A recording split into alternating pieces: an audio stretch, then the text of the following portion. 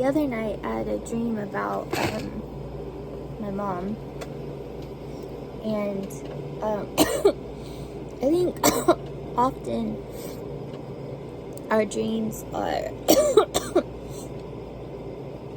sometimes our ideas of people. They're not always accurate or true, but they were like maybe our personifications or imaginations of people. And my mom had come to Joan, had come into town, and I was like, hey, you're my mom. And sorry, drinking. I was like, hey, you're my mom. And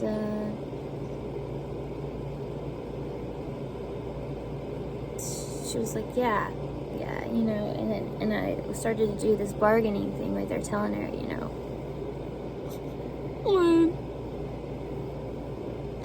I'm like her. You know, I tell her like things, you know, I think she would be proud about me. You know, here I am telling her, you know, I went to Makers and done a lot of things I think you'd be proud of. And it's like I'm doing this bargaining with my mom, you know, and she's telling me, oh, I live a very quiet and private life alone, I'm happy alone, and I'm negotiating with her how I want to be in her life. And she finally says okay, and we start to get on the plane for San Francisco, and I get lost.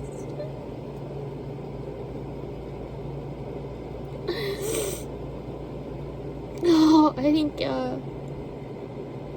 it was always in every child, regardless if you're adopted or not, that you need that affirmation from your mom or dad saying, you know, you're loved, or I do need you, or I wanted you in my life. I saw my, you know, I don't know if Gabriel's my real half-brother or not, you know, and they make everything mean, but I had him with a girl with bangs like Taylor, so I couldn't, you know, it's just everything in my life has to be mean, even family members, and it's so difficult, you know, it's so difficult to know, you know, like I want to be near Jesse. He did something really nice for me recently. He told me my dad was gentle. I needed to hear that because I think that is part of me. I am mostly gentle if I'm not being hurt, and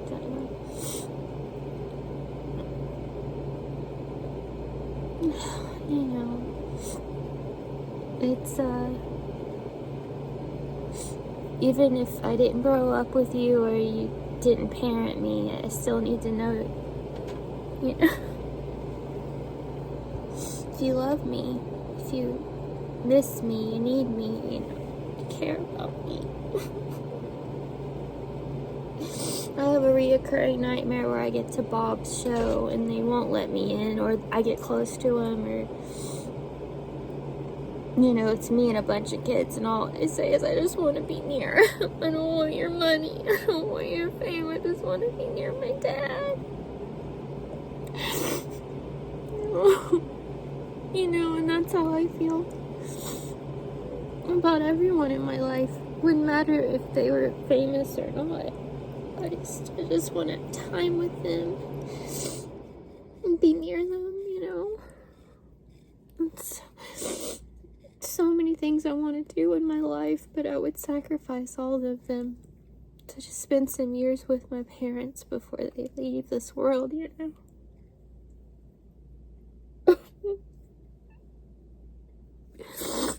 Long wasted years. For sure, Dad.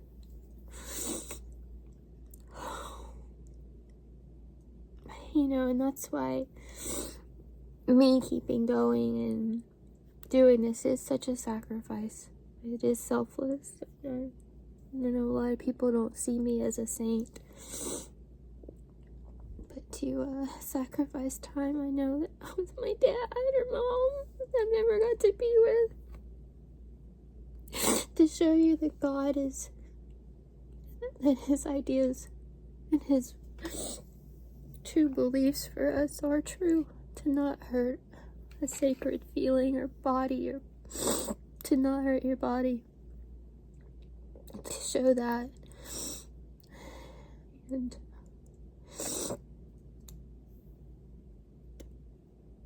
to show what it's like to live disabled and with dignity, or try to. It's very huge, because I would much rather be with my mom and dad, even more than being a mom,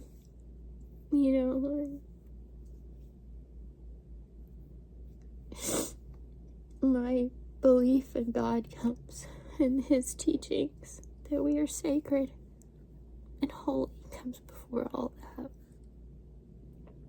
It really does. And that is something the world needs to see, that we are all sacred and loved by God before anything. Life, every life is sacred. It shouldn't be tampered with.